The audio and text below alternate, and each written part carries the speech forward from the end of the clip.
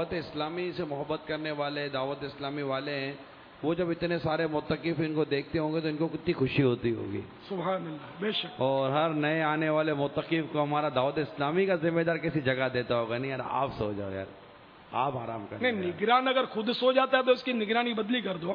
نہیں، نگران کو تو بیچنا پڑے گا. پہلے سب سو جائیں، اب جگہ ملے تو نگران سوئے. پہلے وہ لمبی ٹانگیں کر کے پڑ جاتا ہے تو اس کا مطلب رونگ نمبر لگائے، یہ نگران نہیں ہے. نگران کو میرا انداز اختیار کرنا پڑے گا کہ دعوت اسلامی چلی اس طرح ہے. دعوت اسلامی مطلب یہ نہیں کہ سیٹھ بن کے حاکم بن کے نہیں چلی، خادم بن کے چلی ہے. پھر قوم آپ کو آقا بنا دے گی، پھر جو کچھ قوم چاہے گی بنا دے گی. ابھی آپ کو خادم بننا ہے. یعنی باپا کو جب صبح کا پتہ چلا کہ معتکفین کے سونے کے کچھ مسائل ہو رہے ہیں، باپا سوئے نہیں، بلکہ ذمہ داران کی ذمہ داری لگائے کہ آپ جائیں اور ان کے پہلے سونے کا انتظام کریں. اور پھر ذمہ دار نکلے اور ان کے مطلب جو ان سے جتنا بن سکا ان کے سونے کا انتظام کیا. پھر امیر سنت کو آ کر کارکردگی پیش کی.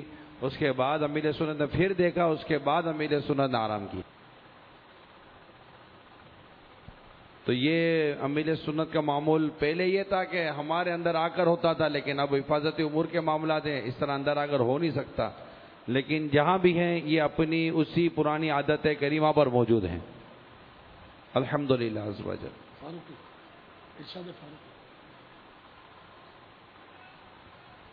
سیدنا فاروق اعظم رضی اللہ تعالیٰ عنہ کا غالباً قول ہے، سید القوم خادمہم، قوم کا سردار قوم کا خادم ہوتا ہے. مٹا دے اپنی ہستی کو اگر کچھ مرتبہ چاہے،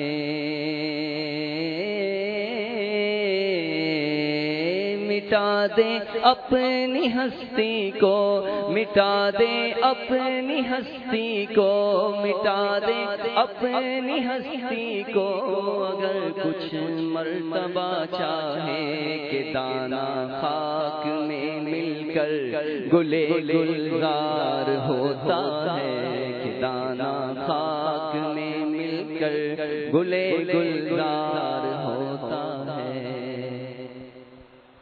وہ آپ کے مطلب کہنے کا مقصد یہ ہے کہ ہمارے ذمہ داران کو بالخصوص، بالعموم تو ہم سب کا یہ ذہن ہونا چاہیے، ذمہ داران کو بالخصوص ایثار کا جذبہ ہونا چاہیے. سردار ہے، اس کو تو خادم بن کے دکھانا پڑے گا، قربانی دے وہ. اس کے بغیر تو وہ کام کر نہیں سکتا. ایسا وہ بدل دینا چاہیے. تو بالکل یعنی کہ اگر وہ اپنی خدمت لے گا، کہیں پتہ چلے تو میں آپ کو درخواست کرتا ہوں بدل دیا. انہیں کو چاہیے، مٹنے والے دیوانے ہوں گے. یہ کام دیوانوں نے کیا ہے. میرے ارد گرد پہلے دیوانے ہوتے تھے، جب شروع میں نے کیا نا، انہیں ایسے دیوانے ہوتے تھے کہ میں آپ کو کیا بتاؤں. پڑھے لکھے بھی نہیں، تو تھوڑا سا پڑھا ہوا، یہ ایک ٹولہ تھا میرے پاس. تو ان کا تو طرح طرح کی باتیں بنتی تھی ہمارے ساتھ. اور میرے پیچھے بیچارے پڑے رہتے تھے، بھاگتے رہتے تھے، لائن ملا دو لائن ملا دو کرتے رہتے تھے. اور اس طرح مطلب یہ کہ وہ ہم چلتے رہتے تھے. تو بات بولتے تھے یار یہ دیوانے کوئی کام کریں گے، کوئی تبلیغ کا اتنا عظیم کام اٹھا ہوا ہے، کریں گے. بہرحال پھر آخرکار انہوں نے کہا کہ نہیں یار ان دیوانوں نے کام کر کے دکھایا.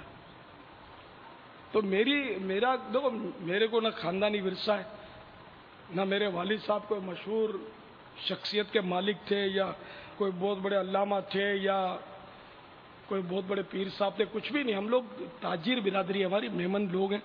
اور ہمارے خاندان میں کوئی بھی نہ پیر ہوا ہے نہ مولوی ہوا ہے ان مانو گا، کچھ بھی نہیں. ہم لوگ، میرے والد صاحب نوکری کرتے تھے، ملازم تھے. اور بہرحال یہ کہ ہمارے گھرانہ اس طرح کا نہیں ہے کہ جس سے مجھے کوئی وراثت مل گئی ہو، نہ کوئی مجھے ایسا استاد مل گیا جس کی صحبت سے یہ ترکیب بن گئی. بس یہ اللہ تعالیٰ کا کرم ہے، عطا ہے کہ بس وہ ترکیب بن گئی اور اس نے مطلب نواز دیا. ورنہ شروع میں میری پوزیشن مجھے پتا ہے کہ کیا تھی.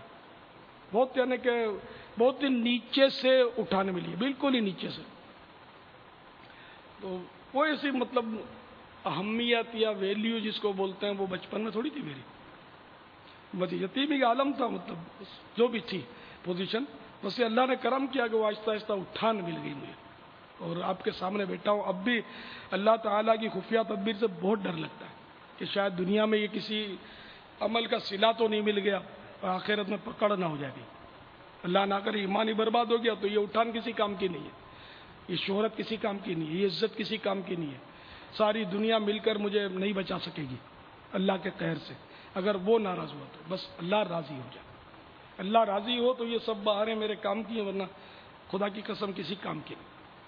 دعا فرمائے کہ بس رب راضی ہو جائے۔